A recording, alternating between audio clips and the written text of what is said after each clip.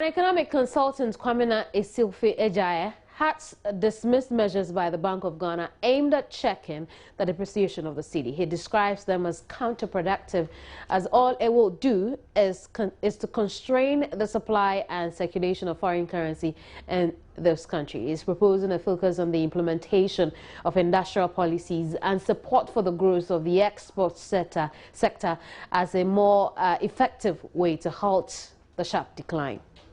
Speaking at the launch of the maiden edition of the Ghana Growth and Development Platform, Kwamina Esilfe-Ejaye explained measures by the Bank of Ghana to check depreciation have decreased confidence of foreign account holders who now resort to the black market, adding the cedi is depreciating because the dollar is in short supply.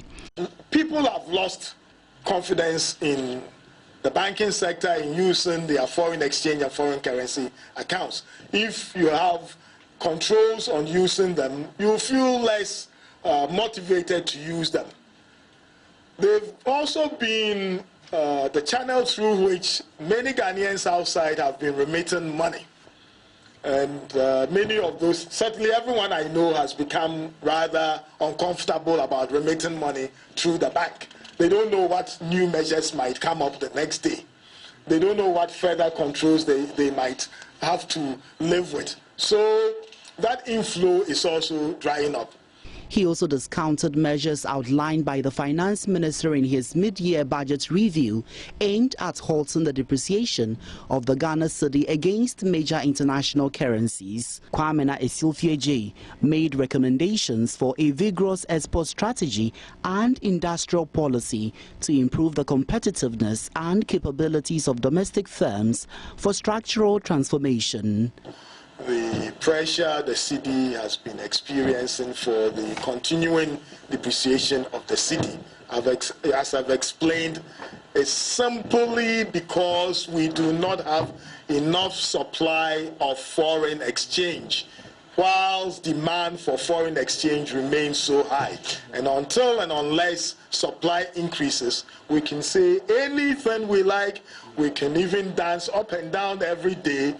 The condition will not change, and anybody who tells you anything different doesn't understand what is happening. Touching on the economic partnership agreement, lead economic analyst Theo Echampong was hopeful that if Ghana goes ahead to sign the EPA, some of its economic challenges will be addressed. He, however, warned the country to review the EPA provisions that are inimical to Ghana's economic interests.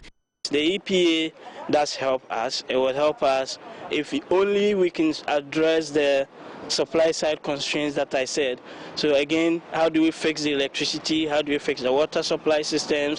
How do we support even much more businesses to take advantage, to export more to EU markets?